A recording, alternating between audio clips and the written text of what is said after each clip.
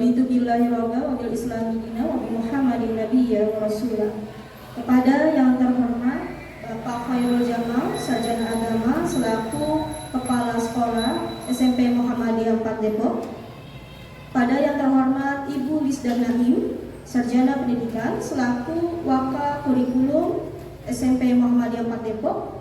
Pada yang terhormat Bapak Muhammad Gufron selaku Waka Kesiswaan SMP Muhammadiyah 4 Depok.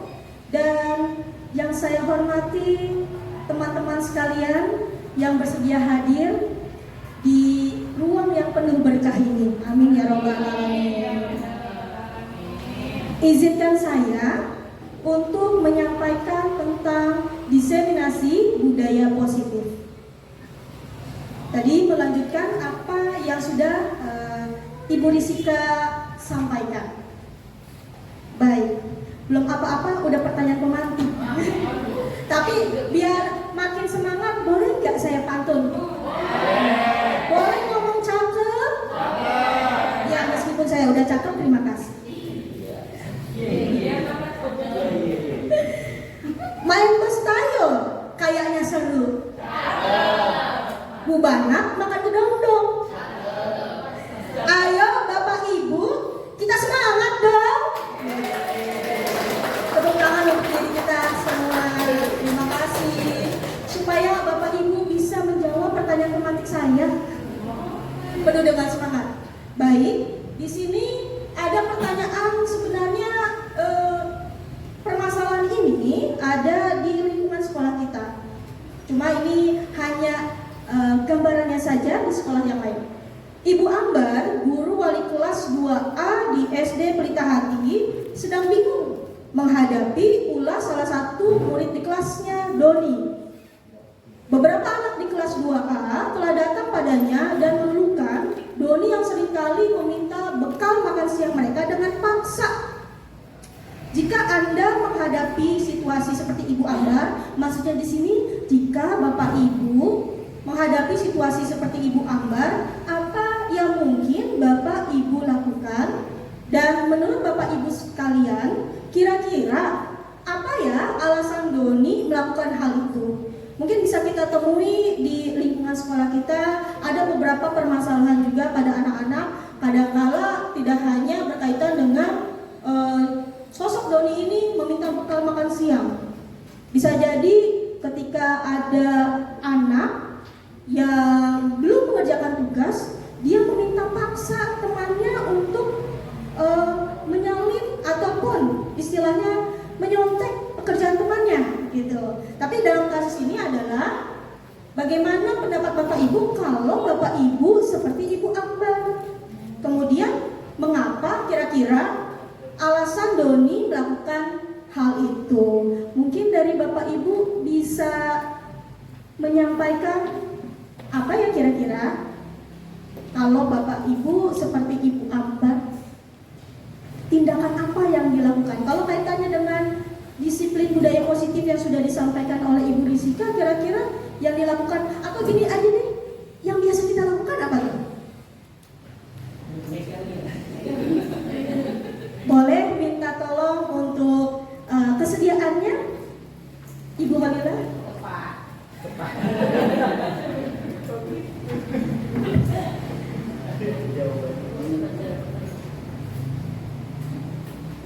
Ya, sebenarnya memang sering saya melihat seperti ini nih, terutama di kelas putra. Ada anak yang bawa bekal, diserbu ramai-ramai sama temannya. Dia makan bareng, terus dia pada pergi jajan. Pernah saya menemukan itu dan saya tanya sama si pemilik, kamu ikhlas nggak? Dia bilang sih ikhlas. Yang nggak tahu juga ya, apa dia takut atau bagaimana? Kalau berposisi seperti Ibu Ambar, ya pastinya perlu kita mengarahkan dulu ya yang pertama ya kan. Kalau misalnya langsung banyak penelitian itu perlu waktu ya. Kalau untuk nanya-nanya yang lain, kenapa sih Doni begini, kenapa begitu? Yang pasti yang pertama kita tegur. Itu kan nasi milik teman kamu, bekal milik teman kamu. ya sebaiknya jangan meminta secara paksa gitu. Kalaupun minta sewajarnya, dan semoga yang memberinya ikhlas. Dan untuk Doni itu perlu penelusuran yang lebih panjang. Apakah si Doni minta begitu karena memang si Doni nggak punya uang? Apa emang si Doni itu juga iya lapar, nggak punya uang, mau jajan, kemudian akhirnya jadi maksa? Atau juga memang si Doni itu punya punya kebiasaan seperti yang apa ya, nggak cukup dengan apa yang dia miliki gitu. Dan itu kan perlu proses. Jadi intinya sebagai Bu Ambar pastinya saya menegur dulu yang pertama kenapa seperti itu, dan seterusnya perlu proses untuk bisa membuat Doni tidak lagi melakukan hal seperti itu, dan juga teman-temannya. Mungkin itu. Siap. Tepuk tangan teman-teman untuk Ibu Holila, Masya Allah. Baik, terima kasih Ibu. Ya, inilah yang nanti saya mencoba untuk memaparkan posisi dari Ibu Ambar, kemudian apa sih kebutuhannya dari Doni. Apa yang disampaikan oleh Ibu Holila sudah tepat. Langkah yang pertama sudah pasti kita tegur, kemudian kita tanyakan kira-kira mengapa Doni melakukan hal tersebut, kebutuhan apa yang dikira kurang gitu, atau yang mungkin belum terpenuhi sehingga nampaknya adalah hal-hal negatif yang dilakukan. Apa yang dilakukan Doni adalah mengambil, atau di sini seringkali berarti kan sudah berulang gitu ya, seringkali meminta bekal makan siang. Berarti kira-kira alasan Doni apa? Bisa jadi tadi lapar, atau kebutuhan yang belum terpenuhinya mungkin orang tuanya tidak menyediakan bekal makannya ke sekolah, atau kurangnya uang saku yang diberikan orang tua. Baik, itu dari segala macam ataupun beberapa poinnya. Nah, sebelum kita melanjutkan di sini, izinkan saya untuk menyampaikan filosofi pendidikan Ki Hajar Dewantara. Kita ambil contoh perbandingan dengan hidup tumbuh-tumbuhan seorang petani. Dalam hakikatnya sama kewajibannya dengan seorang pendidik yang menanam padi misalnya. Hanya dapat menuntut tumbuhnya padi, ia dapat memperbaiki kondisi tanah, memelihara tanaman padi, memberi pupuk dan air, membasmi ulat-ulat atau jamur-jamur yang mengganggu hidup tanaman padi dan lain sebagainya. Apa sih kalau kaitannya dengan kita sebagai pendidik atau guru atau Bu Ambar tadi? Jadi sebagai pendidik kita ibaratnya adalah petani, hanya petani. Kalau murid berarti apa? Padi, tanamannya. Dan sekolah, tanah adalah sekolah, seperti itu. Jadi di sini kita hanya menuntun tadi yang sudah disampaikan, menjadi among bagi murid-murid kita untuk tumbuh berkembang dengan baik, seperti itu. Dan misalkan seperti ini, misal kita tahu lah kalau tanaman kaktus Bapak Ibu boleh siram dengan air secara rutin tiap hari? Tidak sesuai. Ya, tidak sesuai. Kalau tanaman padi bisakah di tempat yang kering? Tidak, harus berada di lahan yang selalu basah atau terairi. Maka itulah tugas guru kita selaku pendidik. Kita hanya menuntun apa potensi atau kebutuhan yang istilahnya ingin kebutuhan dari masing-masing peserta didik kita atau murid-murid kita yang Masya Allah sangat soleh dan solehah, amin ya rabbal alamin. Nah, kita bahas tadi ya berkaitan tentang cerita Ibu Ambar, bahwa kebutuhan dasar manusia apa sih gitu. Yang kalau Ibu tahu di sini adalah segala sesuatu yang kita lakukan untuk mendapatkan apa yang kita inginkan. Kata kuncinya adalah seluruh tindakan yang kita lakukan memiliki tujuan tertentu, dan semua usaha terbaik yang kita lakukan adalah dalam rangka agar kebutuhan dasar kita terpenuhi dengan baik, seperti itu. Nah, berarti kasus dari Doni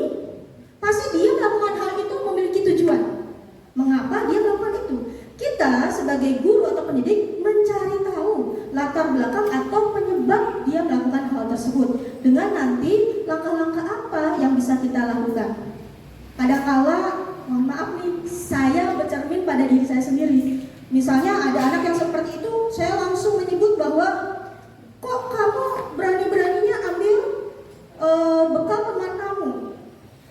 Atau misalnya kita langsung membuat, Doni, sini, kamu tahu kan kalau kamu melakukan hal itu sanksi apa yang akan kamu dapatkan. Gitu. Nah, sebelum langkah lebih lanjut, saya mau tanya nih, tadi sudah ada ibu-ibu. Boleh nih bapak-bapaknya bersuara. Pak Irfan udah ngambil bekal biar tambah tenaga. Nah, menurut Bapak Ibu sekalian, apa ya kebutuhan dasar dari manusia? Kebutuhan dasar kita apa sih yang paling pertama? Nggak perlu mic ya. Apa paling? Makan. Terima kasih. Pak Irfan tadi tunjuk tangan. Iya, tadi mau jawab makan juga. Oh, baik. Ya, Pak Bukron. Rasa aman, yaitu tadi makan, rasa aman. Dua, ya, Pak Jamal.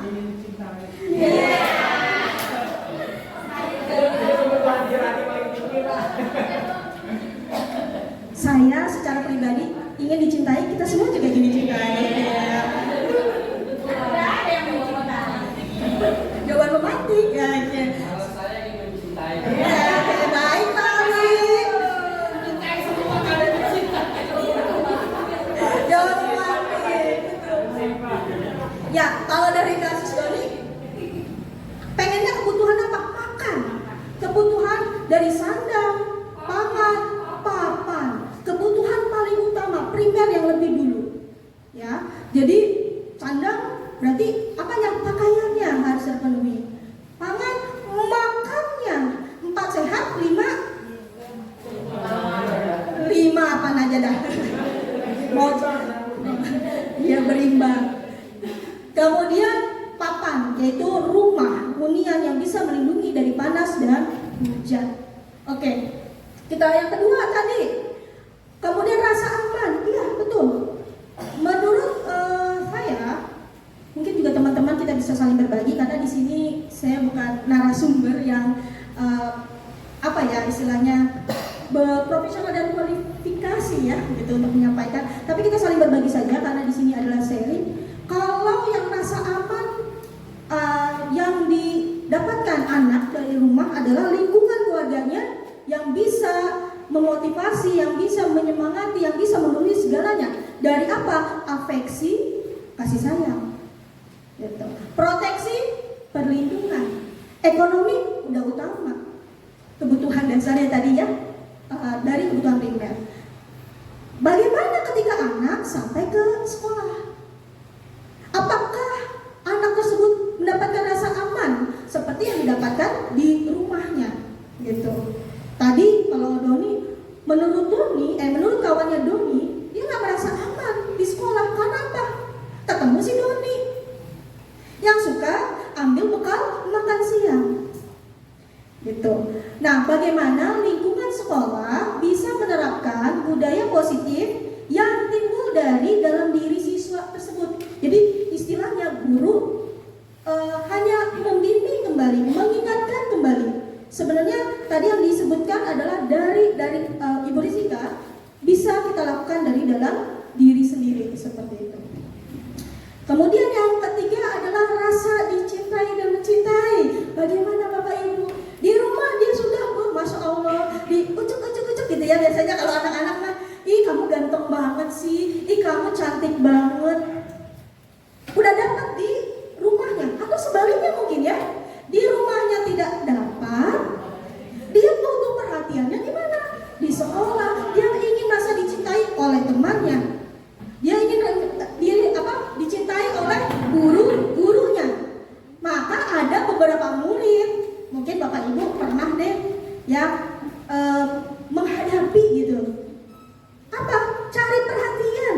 Ada perhatian yang positif, jadi aktif bertanya, menjawab, berdiskusi, aktif di organisasi, datang-datang, saya bawa ini nih golden ticket, nggak salah. Saya menang di pencak Pancasila, tapak suci. Tapi ada juga, tadi Pak Jamal bilang, ada yang negatif nih. Iya, capernya apa nih cari perhatiannya? Ada yang pernah menemui Bapak Ibu? Kira-kira menurut Bapak Ibu nih bagian mana nih? Bu Linda mungkin pernah menghadapinya? Apa Bu Linda? Kelas 7A ya? Boleh sharingnya aja. Mungkin dari yang tadi disampaikan bahwa mencintai dan dicintai, bentuk perhatiannya nih agak berbeda nih. Kalau kasus saya kan karena wali kelas laki-laki, terutama kerapian rambut.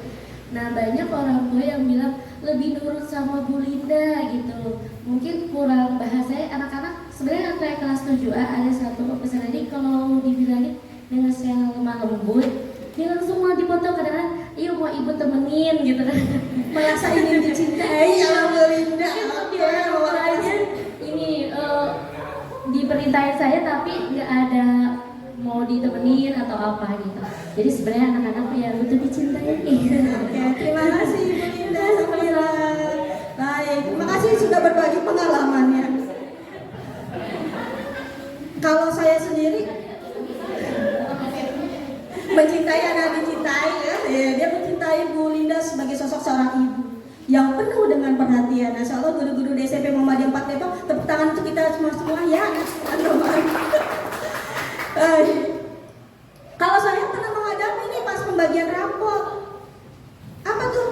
Jadi ketika kita kan berdiskusi dan kemudian silaturahmi dengan orang tua atau wali peserta didik di beberapa momen, salah satunya adalah pembagian rapor. Jadi ketika ibunya bertanya, bagaimana anak saya di sekolah? Masya Allah ibu, super kata Mario Teguh. Ya. Apa? Jadi yang saya ketahui ternyata ketika saya menginformasikan kepada orang tua pada saat pengambilan rapor atau melalui via WhatsApp, orang tuanya kadang ada yang kaget karena kalau di rumah pertama nggak pernah keluar, cuma megang handphone, tetapi ketika di sekolah mengapa dapat laporannya seperti ini? Berarti kebutuhan dasar apa yang belum dipenuhinya? Mungkin saja merasa ingin dicintai, diperhatikan. Karena kalau mungkin secara kalau dia baik-baik saja, mungkin sama dengan teman-teman yang lain. Cari yang beda. Yaitu apa? Masalah agar diperhatikan. Mudah-mudahan murid kita di SMP Muhammadiyah 4 Depok ya tidak seperti demikian, mencari perhatian dengan masalah dicintai dan mencintai. Oke. Nah, Bapak Ibu, ini saya merujuk pada William Glasser. Beliau adalah psikiater dari Amerika Serikat. 5 kebutuhan dasar manusia. Ya, tuh ada salah satunya dari yang disampaikan.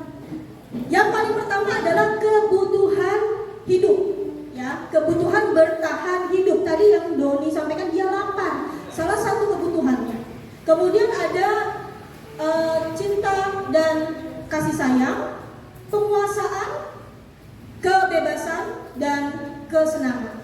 Kalau di sini kita perhatikan pada gambar, ada 2 gambar ya. Nah, di sini ada bahagia. Ketika 5 kebutuhan dasar telah terpenuhi secara memadai, maka murid akan tumbuh seimbang dan bahagia. Senang nih ke sekolah. Besok aku ketemu sama Ibu Linda. Besok aku ketemu sama Bapak Jamal. Mau setoran nih sama Pak Jamal. Merasa ingin dicintai sama Pak Jamal. Pada sebelum sholat ya zuhur udah ada di barisan paling terdepan. Masya Allah. Kemudian sebaliknya, nah seringkali kita lihat ya teman-teman sekalian, kita lihat ini gambar pertama apa nih? Yang pertama membuli ya, ya. Tersisih karena faktor apa nih kalau dilihat pada gambar? Iya, kalau dilihat dari secara fisik memang besar, sangat sehat sebenarnya, ya. Nah teman-temannya kemudian ya mungkin tidak seperti teman-temannya secara fisik. Jadi ketika ada yang lain atau berbeda dari kelompok mereka, maka mereka melakukan apa? Pengejekan atau bullying seperti itu. Nah, di sini sebenarnya yang bermasalah, ini bilang sebut aja ini A, ini si B. Yang harus ataupun mencari kebutuhan dasar, anak yang A atau yang B. Kebutuhan dasar. Ada dua sisi ya. Sebenarnya ini kebutuhan, kalau yang A, yang B. Oke, paling. Kalau yang B kurang makan, bener. Iya Pak, bener. Harus biar seimbang gitu ya. Kalau yang A kebutuhannya mungkin kebutuhan pada cinta dan kasih sayang. Menurut dia dengan fisiknya seperti itu, dia tidak diterima, tidak bisa diterima pada suatu kelompok tertentu seperti itu. Sedangkan kalau yang B, dia lebih kepada penguasaan. Ya, anak-anak kadang-kadang suka gitu tuh. Merasa apa, Bapak Ibu? Merasa bahwa dia dengan cara dia bisa mengejek orang lain, dia berkuasa terhadap apa? Orang lain gitu ya. Istilahnya pengen disebut keren, jagoan, betul. Padahal mah kalau udah di rumah udah jagoan memang bersama orang tuanya. Makanya kadang-kadang suka dapat laporan di sekolah dengan di rumah kadang-kadang sikapnya berbeda. Nah, kita lihat di sini. Sebaliknya, kebutuhan dasar tidak terpenuhi, maka seseorang akan mengalami emosi negatif seperti kecewa, bosan, dan sedih. Bahkan mereka dapat melakukan perbuatan yang bertentangan dengan nilai-nilai kebajikan yang tadi sudah disampaikan oleh Ibu Rizika, atau melanggar peraturan. Jadi tidak lagi menghormati, berkurangnya nilai akhlakul karimahnya seperti itu. Nah, yang gambar berikutnya ini sering banget kita temui di jam-jam akhir ini. Biasanya habis zuhur gitu ya. Apalagi kalau misalnya kita mungkin terlalu banyak dalam menggunakan metode ceramah seperti itu, udah kayak lagi didongengin. Sebenarnya yang gambar ini kebutuhan dasar apa yang kira-kira dia inginkan dari anak tersebut? Apa nih? Kebebasan. Ya Pak? Kebebasan. Baik, nanti kita akan cari satu-satu apakah dari Pak Ali sampaikan itu sesuai dengan kebutuhan dasar yang belum terpenuhi. Terima kasih Pak Ali. Sama-sama ya. Kita jadi muridnya aktif. Oke, saya paparkan satu persatu. Satu, bertahan hidup. Nah, jadi sebenarnya kebutuhan menurut William Glasser itu terbagi menjadi dua. Ada kebutuhan secara fisiologis, maaf ya, typo, fisiologis dan psikologis. Kalau fisiologis ini pada kebutuhan yang pertama, bertahan hidup. Apa? Kesehatan, rumah, makan. Jadi ada kebutuhan primer dan sekunder. Kemudian ada kebutuhan biologis atau yang disebut dengan reproduksi. Nah, contoh kasus kalau dalam hal ini pada gambar, ini kalau sering di sekolah siapa ya kira-kira? Aduh, ngeliat nih temennya makan, mantep, enak banget, kayaknya. Ya, kayaknya. Kalau misalnya kadang-kadang kita lihat ya Bapak Ibu, ada beberapa anak yang dibawakan bekalnya oleh orang tuanya dari rumah. Masing-masing bawa, kemudian buka satu persatu di kelas. Kira-kira ada nggak anak yang kemudian merasa cemburu dengan temannya? Ih, dia mah dibawain sama emaknya. Nanti kan orang tuanya ini sudah memenuhi yang memberi bekal, sudah memenuhi kebutuhan akan bertahan hidup dan kasih sayang. Nah, contoh kasus yang terjadi di sekolah ketika ada anak yang selalu meminta bekal makanan temannya. Diketahui ternyata anak tersebut melakukannya karena lapar. Saya pernah temui juga di kelas saya, orang tuanya tidak memberikan uang saku. Bekal juga kelupaan, belum rapi, sehingga dia lapar. Memang, dan yang terjadi ya bekal temannya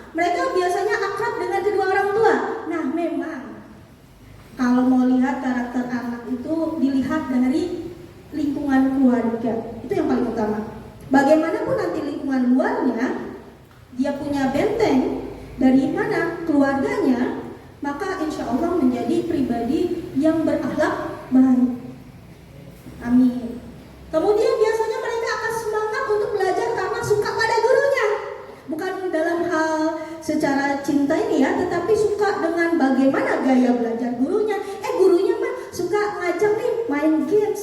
Gurunya mah suka banget ini belajar di luar. Jadi ada hal-hal tertentu. Kemudian teman sebaya sangat penting bagi mereka. Mereka juga biasanya suka bekerja dalam suatu kelompok. Tapi ada juga yang merasa tidak diterima, tidak dicintai atau mencintai. Contoh kasus yang terjadi di sekolah, misalkan ketika seorang anak yang membuat masalah untuk mendapat perhatian dari teman, guru maupun orang tuanya, maka kebutuhan dasar yang sedang dipenuhi oleh anak tersebut ialah kebutuhan akan kasih sayang atau rasa diterima.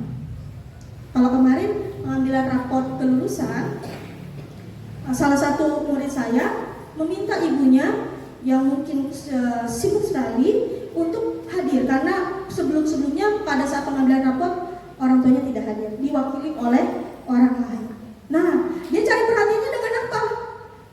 Buat masalah Bapak Ibu, sehingga orang tuanya datang seperti itu.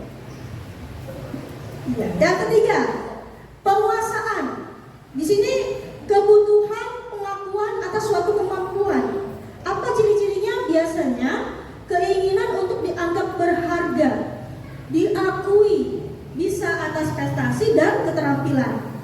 Kemudian dapat membuat pencapaian dihormati, didengarkan, meninggalkan pengaruh, dan memiliki rasa harga diri. Ini yang positifnya. Berikutnya, anak-anak yang memiliki kebutuhan dasar akan penguasaan yang tinggi biasanya selalu ingin menjadi pemimpin. Bisa kita lihat ya karakter-karakter anak-anak di kelas masing-masing. Siapa yang paling menonjol gitu. Dan biasanya anak ini juga merasa kecewa jika melakukan kesalahan. Kayaknya harus perfect aja. Nah, contoh kasusnya di sini yang hal negatifnya adalah dalam penguasaan. Bisa kita lihat pada gambar ini di bagian paling kanan. Apabila ada anak yang merasa hebat setelah mengganggu temannya, karena temannya jadi apa? Takut dan menuruti keinginannya, maka anak tersebut sedang berusaha untuk memenuhi kebutuhan dasarnya akan penguasaan. Kira-kira apa? Biasanya kakak kelas ke adik kelas, merasa paling jago, betul. Menganggap bahwa dirinya betul Bapak yang senior yang harus dihormati. Dia memenuhi kebutuhan dasarnya untuk dihormati dari adik kelasnya. Mungkin saja kalau teman teman sepermainannya atau kelompoknya yang sepantarnya mungkin tidak menghormati dia. Jadi dia mencari pemenuhan kebutuhan kepada yang lain dengan cara yang negatif. 4. Kebebasan, freedom. Mereka perlu banyak bergerak, menyukai hal-hal yang baru dan menarik, dan suka akan mencoba-coba. Kemudian dapat mengekspresikan diri, tidak tergantung pada orang lain, dan tidak mudah terpengaruh oleh orang lain. Kalau tadi pada gambar yang sebelumnya paling mengapa kadang-kadang murid kita sering tertidur? Bukan sering sih, saya juga pernah. Jadi ketika saya mengajar nih di kelas 9 Putra, ada yang paling pojok tidur. Padahal kita udah semangat ya, datang bismillahirrahmanirrahim, datang dengan penuh senyuman, menginginkan anak-anak menggapai cita-cita dan tujuannya. Kemudian ketika kita sampai di kelas lagi memberikan informasi atau pemaparan materi, si anak tidur. Kira-kira kita merefleksinya, kita ngomel itu anak atau kita refleksi diri sebenarnya? Kamu merasa dirinya jadi kamu berkurang. Oh iya. Benar juga sih Pak. Itu out of the box sih Pak. Kita ngajak tidur siang bareng. Iya, itu kita refleksi yuk, kita tidur siang bareng. Sebenarnya ada dua hal dalam sisi ini. Kalau dari sisi anak, kenapa dia bosan sehingga dia menjadi tertidur? Jadi di sini misalnya ini miskonsepsi ya. Jadi misalnya tadi si anak tidur, kemudian mungkin apa yang terjadi adalah dia ingin memenuhi kebutuhannya akan kebebasan. Duduk mulu di bangku panas,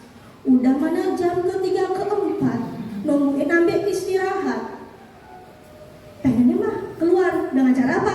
Bu, Pak, izin ke toilet. Gitu, meraih kebebasannya dengan izin ke toilet. Cari angin segar biasanya.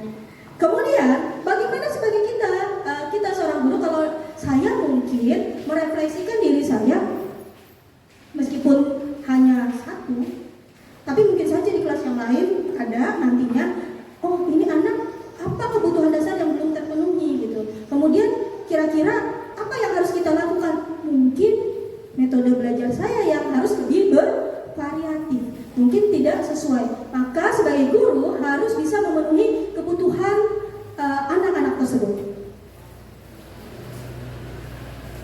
Nah, fun, kesenangan, kebutuhan untuk mencari kesenangan, bermain dan tertawa. Mereka suka permainan, mengoleksi barang, suka bergurau, suka melucu, dan juga menggemaskan. Berikutnya, anak-anak dengan kebutuhan dasar kesenangan yang tinggi biasanya ingin menikmati apa yang mereka lakukan. Contoh kasus, di sekolah dasar ketika ada anak yang senang mengganggu temannya, anak tersebut merasa jika ekspresi temannya saat kesal terlihat lucu. Benar nggak Bapak Ibu? Seringkali kita lihat di kelas ya, seneng godain, jahil katanya mah. Ya, di sini. Jadi kayak misalnya ngambil, bisa nyolek temennya, gitu, atau melakukan hal yang membuat temennya itu marah. Nah, tipe anak ini berarti ada pemenuhan dasar kesenangan yang dia harus penuhi. Nah, setelah Bapak Ibu menyimak, saya nanti mau bertanya nih, izin bertanya ya. Sebutkan kebutuhan apa yang sedang berusaha dipenuhi oleh anak-anak ini. Nah, ini pilihan ganda. Baik, kira-kira apa ya yang ingin dipenuhi dari yang 5 dasar kebutuhan menurut William Glasner? Bimo, seorang anak TKB, selalu berlari keluar kelas menuju jalan raya di depan sekolahnya yang ramai dengan kendaraan. Tingkahnya membuat guru, Bu Ani, bingung dan seringkali lari mengejarnya. Ada beberapa kemungkinan jawaban yang diberikan Bimo. Salah satunya, respon yang diberikan oleh Bimo adalah, aku senang main kejar-kejaran dengan ibu guru, seru. Nah, kira-kira apa ya menurut Bapak Ibu yang ingin dipenuhi kebutuhan hidupnya oleh Bimo ini?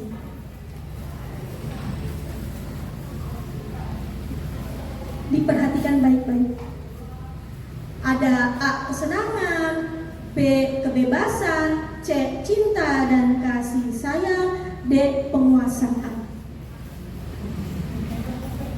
Bu, Apa Pak? terus ada Iya benar. Oke. Bu Olila bilang C, cinta dan kasih sayang kalau SD. Kalau TK, cinta dan kasih sayang. Kalau SMP katanya kesenangan. Bagaimana dengan Pak Restu?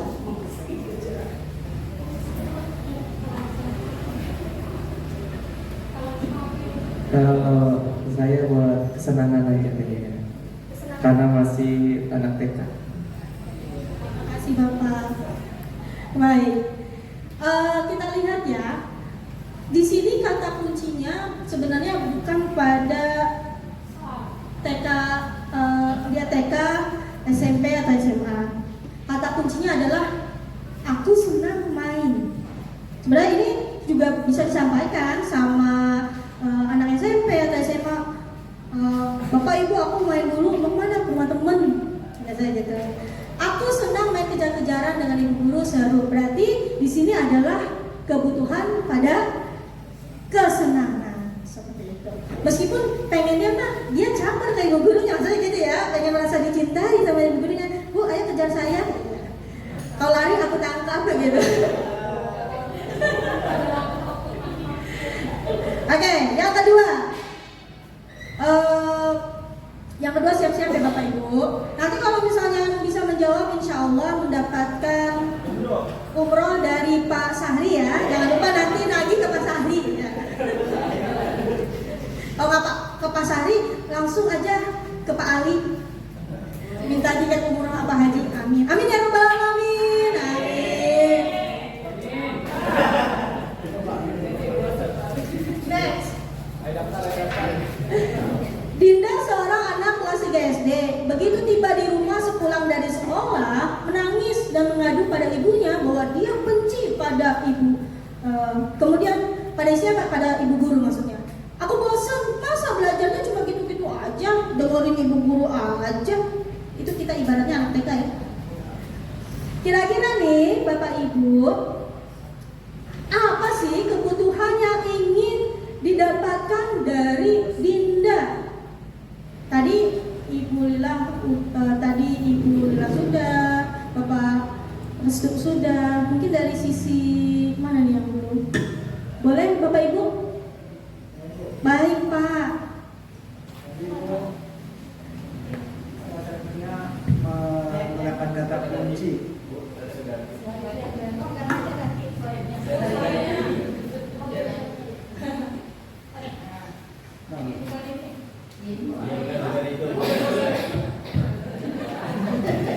Ya, kebutuhan dasar. Ya, karena bisa ada kata aku bosan, ya ini lebih perhatian. Maka yang dulu saya dapat lebih pengen belajar cara yang lain dan seterusnya. Kata kuncinya ya bosan tadi.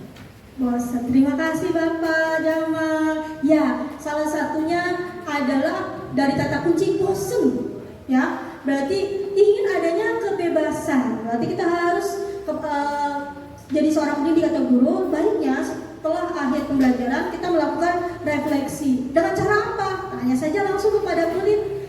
Hari ini menyenangkan atau tidak? Tidak.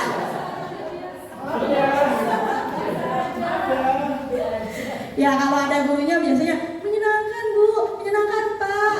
Tapi kalau bisa boleh nggak besok mah di luar belajarnya? Ada kayak gitu? Ada. Siap bosan. Biar gurunya mikir ya Pak ya mau ngapain aja. Masya Allah. Kita sebagai tenaga pendidik ternyata banyak sekali apa yang harus kita siapkan ya untuk anak didik kita. Lanjut. Di sini. Bimo seorang anak TKB selalu berlari keluar kelas menuju jalan raya di depan sekolahnya yang ramai dengan kendaraan. Seperti tadi, tingkahnya membuat guru Bu Ani bingung dan seringkali lari mengejarnya. Nah, di sini ada kalimat respon yang diberikan Bimo adalah, aku hebat, bisa bikin ibu guru kejar aku.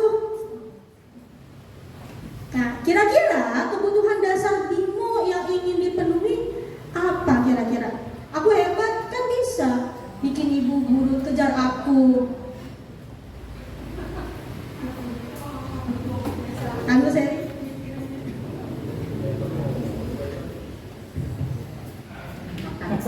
Ya, hebat. Saya sih melihat kata hebat ya. Berarti ini anak agak sombong kayaknya. Polos. Iya. Pede. Kalau kata positifnya pede, kata negatifnya Sombong. Mungkin sombong adalah nama tengahnya. mungkin saya memilih penguasaan. Penguasaan. Baik, terima kasih banyak Ibu Seri. Nah, ya, berarti Bapak Ibu sudah banyak memahami ya kebutuhan dasar dari kata kunci, atau biasanya karena yang kita dengar tuh berupa percakapan, dialog dengan murid dan lain sebagainya. Yaitu aku hebat. Kata kunci hebat ini kepada penguasaan, merasa dirinya berkuasa terhadap orang lain. Ya, tepuk tangan untuk Bapak Ibu semua. Terima kasih. Sekarang biar nggak penat karena nanti akan ada teman saya yang berikutnya yang menyampaikan. Kita ice breaking, mematahkan es, bukan ya? Mohon maaf nih, kayaknya Pak Jamal udah paham nih kalau ice breaking yang ini. Ini saya contohkan terlebih dahulu ya Bapak Ibu, mohon izin.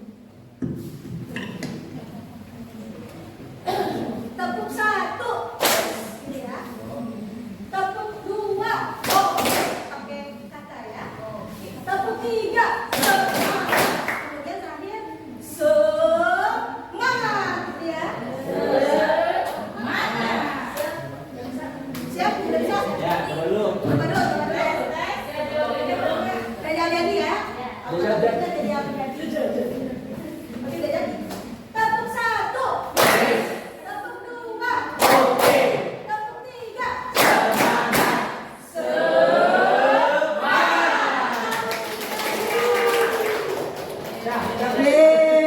Ini adalah anak TK B. Ya, kita bersama-sama dengan Bimo. Ya, terima kasih Bapak Ibu. Biar nggak tegang nih ya. Soalnya masih ada lanjutannya lagi ini.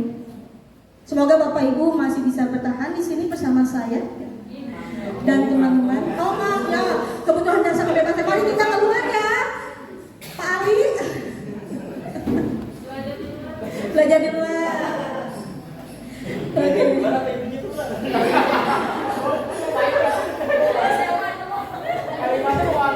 Nah, kalau itu mah SMA aja.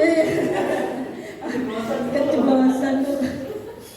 Emang, nah inilah tujuan kita Bapak Ibu hadir di sini di Diseminasi Budaya Positif agar murid-murid seperti Pak Sarif ya tidak ada. Jadi iya, motivasi dari dalam diri yang disebut dari Ibu Rizika belum ada dari Pak Sarif. Mungkin dulu dia seperti itu bukan?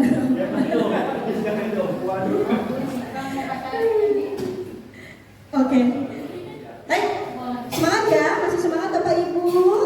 Semangat. Terima kasih. Lanjut.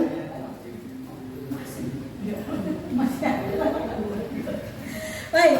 Nah, kalau kita lihat dalam pemenuhan kebutuhan dasar manusia, ternyata hubungannya dengan budaya positif atau disiplin positif adalah bagaimana posisi kontrol kita untuk mengaplikasikan atau menerapkan budaya disiplin positif ini di dalam lingkungan sekolah kita. Di sini Diane Gosset yang menyebutkan bahwa ada 5 posisi kontrol dalam penerapan disiplin positif di sekolah. Nah, ini posisi apa? Posisi kita Bapak Ibu menjadi seorang guru atau pendidik. Nih, kalau tadi kan anak-anak nih. Sebenarnya kebutuhan dasar manusia yang tadi disebutkan oleh saya tidak hanya berlaku pada anak murid, tetapi juga kita sampai dewasa. Hanya saja kalau kaitannya dengan bagaimana pembelajaran di sekolah, tadi kita bahasnya hanya pada sisi kebutuhan dasar murid. Sekarang adalah guru, peran guru. 1, penghukum. Posisi kontrolnya sebagai penghukum. Biasanya di sini seorang penghukum bisa menggunakan hukuman fisik maupun verbal. Kemudian sebagai pembuat merasa bersalah. Biasanya pada posisi ini guru akan bersuara lebih lembut, kayak saya kayaknya, membuat orang lain merasa tidak nyaman dan merasa bersalah setelah guru melakukan istilahnya pendekatan. Ini sifatnya lebih kepada persuasif atau mengajak. Ketiga, teman. Guru tidak menyakiti dan mengontrol murid dengan cara persuasif sama. Kemudian yang keempat, pemantau. Guru mengawasi berdasarkan pada aturan-aturan atau sanksi yang ada di sekolah. Next, sebagai manajer, mempersilahkan murid mempertanggungjawabkan perilakunya, mendukung murid agar dapat menemukan solusi atas permasalahannya sendiri. Nanti kaitannya dengan bagaimana segitiga restitusi yang akan disampaikan oleh Ibu Bana. Nih, dalam keseharian sepertinya saya. Contoh penerapan 5 posisi kontrol guru. Kasus murid tidak menggunakan atribut lengkap saat upacara bendera. Itu biasanya saya temuin. Atau Bapak Ibu pada saat hari Senin nih, ya. Oke. Dari kalimat di sini, hormat selama 1 jam kepada bendera. Mohon maaf, ini harusnya adalah penghukum Bapak Ibu ya. Ntar edit sedikit. Di sini dia sebagai penghukum dengan kalimat hormat kepada bendera selama 1 jam. Atau ya, kamu lari 10 kilometer. Itu mah Bapak Tegar. Ke Dieng ya. 10 kali putaran mengelilingi lapangan sekolah. Ya, kamu buang sampah. Keterlambatan dia dikaitkan dengan membuang sampah. Nah, itulah yang mungkin saya terapkan. Nggak mungkin sih, masih saya terapkan. Karena menurut saya itu yang paling efektif. Biar atau agar anak tersebut tidak mengulangi tindakannya lagi. Dan efektif benar besok. Tidak terlambat. Atribut lengkap. Atau bahkan kadang kita tidak bersuara dengan tatapan mata, tatap mata ojan. Dengan tatapan saja kita anak sudah tahu nih. Mungkin karena udah basic dan sehati kali ya. Udah nunduk, bermasalah gitu. Udah ada rasa bersalah. Pembuat rasa bersalah. Maaf ya Bapak Ibu, di sini adalah penghukum, satu penghukum yang tadi, dua membuat rasa bersalah. Apa nih konteksnya? Biasanya berapa kali sih Bapak atau Ibu harus memberitahu kamu selalu saja mengecewakan Bapak sama Ibu. Kira-kira pernah nggak terucap kata itu? Saya sering gini, kalau berhadapan dengan anak kelas 9 tahun, kamu ya bagaimana sih? Ibu kan punya darah tinggi, nah gitu. Iya, saya jadi curhat. Ternyata selama ini saya masih berada di dua posisi kontrol. Satu sebagai penghukum, dua sebagai pembuat rasa bersalah kepada anak saya. Jadi ketika saya datang, ada anak kelas ini kemarin ribut dan lain sebagainya. Anak-anak, kamu tahu nggak? Tensi ibu kemarin tinggi.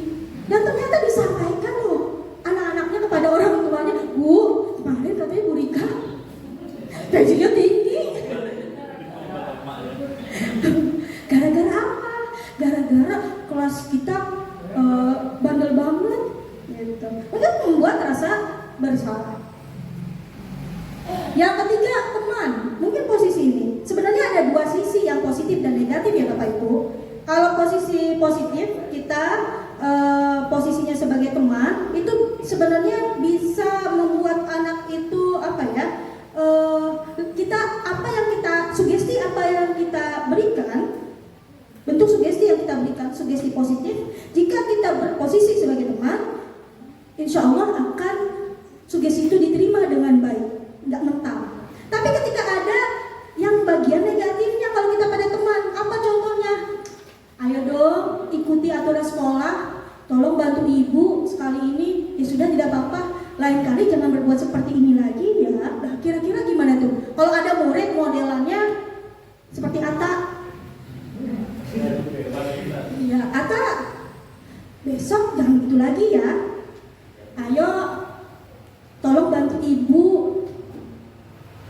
Ya, kira-kira bagaimana? Anak itu akan mengulangi lagi atau seperti apa?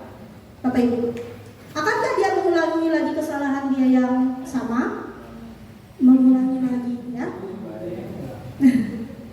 Terus seperti tadi kedudukan kita sebagai teman, dan posisi teman seperti ini dianggap kurang baik sebagai posisi kontrol kita sebagai seorang guru. Jadi anak pasti menganggapnya, CS sama bapak itu mah, CS sama ibu itu mah, palingan cuma disuruh apa? Ya udah, kamu duduk aja lain kali, cuma dinasihati misalkan. Mungkin kita juga sebenarnya ada tahapan tertentu, masuk ya tertentu. Jadi misalnya satu kali pelanggaran atau permasalahan mungkin kita masih bisa tolerir, tapi tergantung bentuk pelanggarannya ya Bapak Ibu. Kemudian pemantau. Nah biasanya ini hafal kitab buku biru.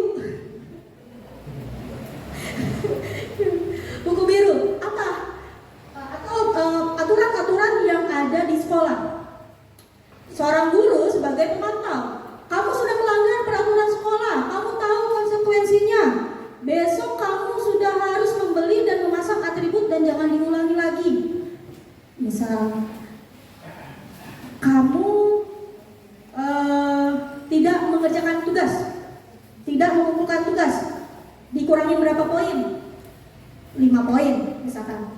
Nah itu guru atau kita ini posisinya adalah sebagai pemantau. Dan yang terakhir inilah yang sebenarnya yang paling terakhir, manajer. Apa itu? Jadi guru tadi berposisi untuk bagaimana murid mengetahui kesalahannya dan mau memperbaiki dirinya dan paham akan kesalahannya, seperti itu. Contoh, bentuk kalimatnya adalah apakah kamu tahu kesalahanmu? Kira-kira bagaimana kamu memperbaiki kesalahanmu? Jadi kita ajak berdiskusi, menggali apa yang tadi disebutkan, kebutuhan apa yang belum dia bisa penuhi, dan kita menjadi di sana sebagai apa ya istilahnya memanage ada rasa bersalahnya, atau mungkin kita pernah juga melakukan kesalahan tersebut, misalnya datang terlambat seperti itu. Nanti mungkin akan dipraktekkan bagaimana contoh menjadi posisi sebagai manajer. Nah, mau tepuk lagi apa ya biar sebelum jawab? Ini pertanyaan pertama Bapak Ibu. Posisi kontrol apakah aku? Yuk tebak, hadiahnya umroh dari Pak Sahri. Jadi pengen. Gimana coba kalau orang tua kamu tahu kamu berbuat begini? Jadi tadi ada 5 ya, ada 1 penghukum, 2 pembuat rasa bersalah, 3 sebagai teman, yang keempat pemantau, dan yang kelima adalah posisi manajer. Ya, coba saya satu-satu dulu ya. Bu Oti, kalau menurut Bu Oti kasus pertama ini, Jangan kaget Bu Oti, biasa. Enggak, Bu Oti.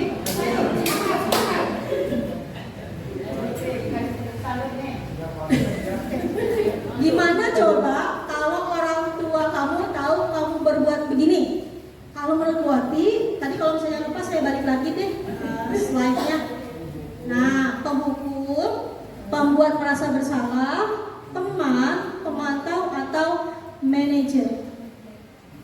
Kalau menurut saya pribadi yang itu Bu, yang merasa bersalah itu.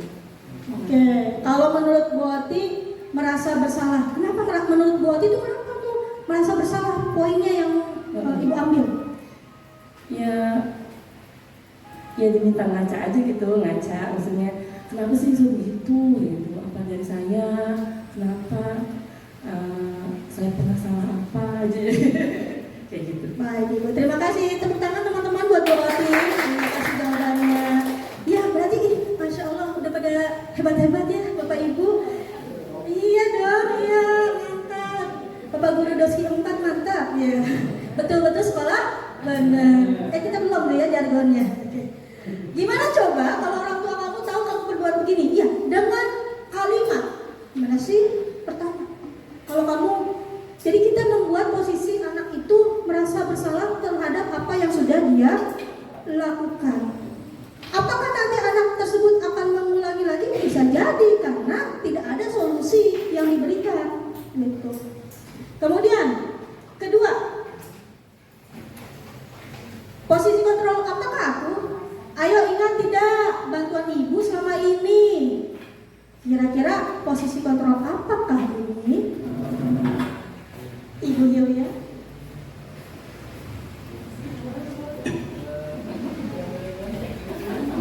Kita sama-sama belajar ya Bapak Ibu. Di sini tidak ada yang salah atau benar. Ya, saya juga masih belajar di sini. Kira-kira apa ya kalimatnya? Pembuat merasa bersalah, penghukum, teman, pemantau, atau manajer?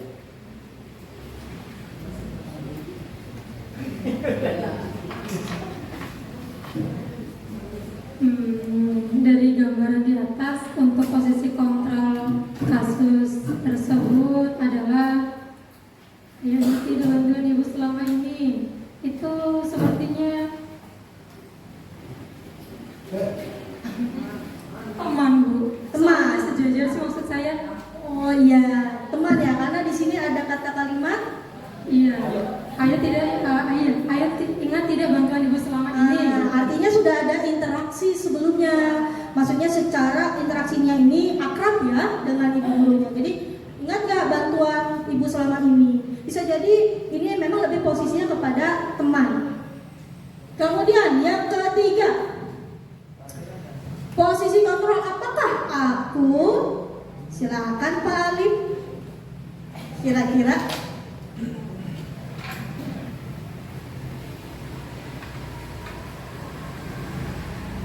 Tadi ada penghukum, ada pembuat rasa bersalah, kemudian ada pemantau, teman, dan manajer.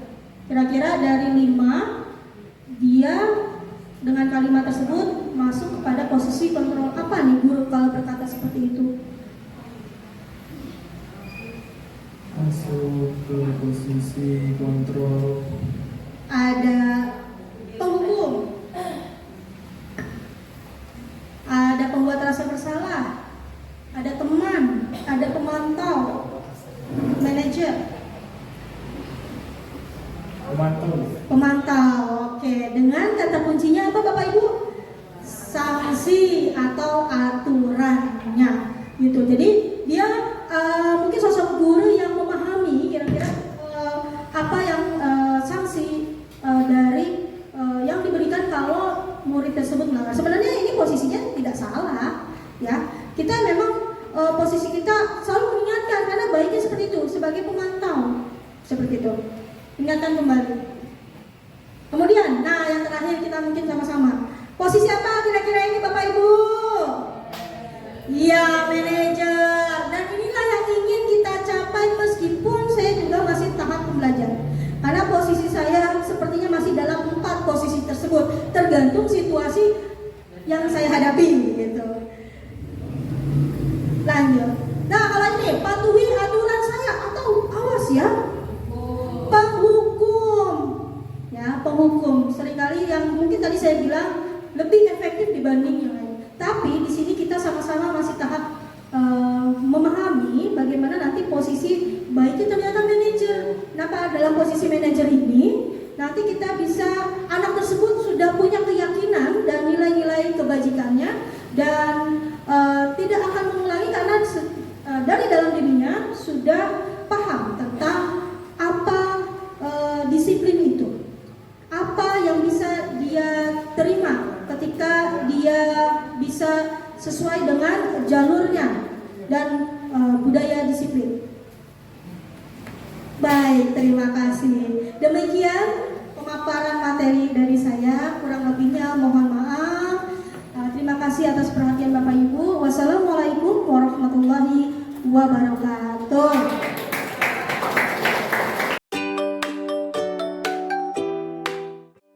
Assalamualaikum warahmatullahi wabarakatuh. Waalaikumsalam warahmatullahi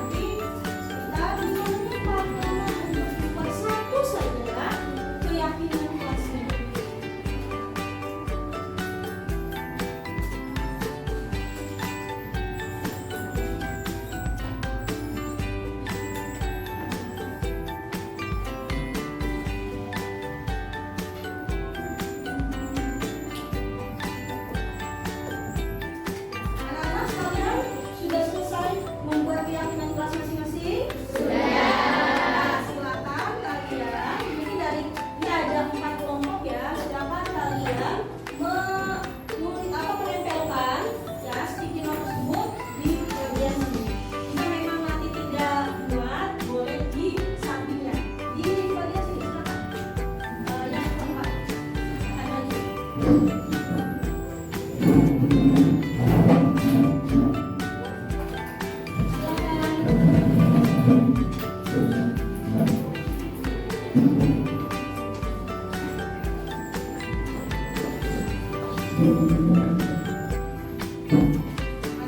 mungkin ke atas sedikit, Bapak.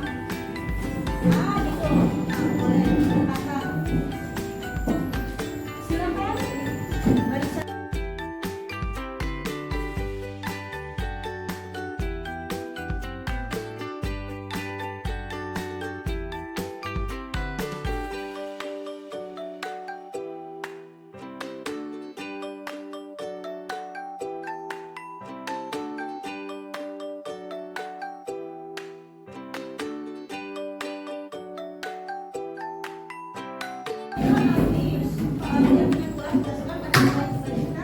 Yang kalian apa namanya inginkan bersama-sama di kelas nilai kebajikan.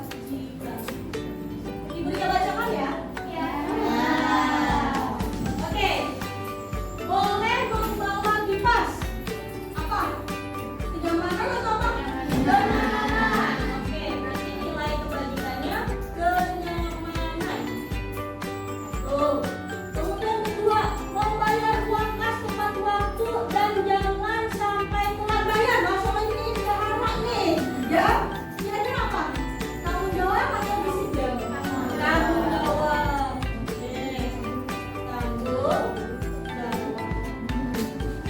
Lanjut. Jangan mengobrol di saat guru sedang menjelaskan. Ini apa Pak? Saya ada di sini atau sekarang ada di depan. Sedang menjelaskan, sedang berbicara. Bapak itu bicara kira-kira di situ atau hal yang lain? Menghormati. Oke. Menghormati. Lanjut. Tidak diperkenankan menggunakan gelang. Disiplin. Oke, Pak. Disiplin. Lanjut. Dilarang membawa HP. Disiplin. Berkaitan dengan aturan. Oke. Jangan membuang sampah atau membuang barang di kolong meja. Tanggung jawab tidak ya. Memakai ciput yang benar atau rapi. Disiplin. Oke. Gak boleh pakai bedak ke sekolah. Gak boleh pakai bedak. Maksudnya kepada disiplin aturan. Tuh. Memakai ciput ya. Tadi sudah ya. Memakai ciput yang benar. Menggunakan sepatu berwarna hitam dan memakai kaos kaki panjang. Disiplin. Gak boleh pakai maskara ke sekolah. Maksudnya apa? Disiplin. Oke. Tidak bercanda soal guru saat guru sedang menjelaskan di depan. Jadi apa? Menghormati. Lanjut. Aku ingin kelas ini boleh membawa kipas karena di kelas hawanya gerak. Jadi kalau kelas gerak, aku tidak fokus belajarnya. Jadi ada Oke. Tidak membuang sampah dan meninggalkan barang di kolong meja. Tadi sudah ya. Maksudnya buang sampah berarti apa? Kenyamanan atau kebersihan? Kebersihan. Kebersihan. Kemudian menggunakan tugas di tepat waktu. Tanggung jawab. Tidak menggunakan kutek atau hiasan buku kecuali henna atau buku. Disiplin. Tidak boleh datang terlambat, sudah ya. Berarti maksudnya kepada disiplin. Membawa baju olahraga saat olahraga di lapangan. Nah, benar nih, jarang sekali atau lupa. Maksudnya kepada mana? Tanggung jawab. Sudah ada dua ya. Disiplin dan tanggung jawabnya. Lanjut. Tidak datang terlambat. Disiplin. Mengumpulkan tugas sudah. Tidak membuang sampah di kolong meja sama. Kebersihan. Tidak boleh mengobrol saat guru sedang mengajar. Menghormati. Tidak meletakkan sampah di kolong meja. Kebersihan. Tidak berisik saat jam pelajaran. Menghormati. Jangan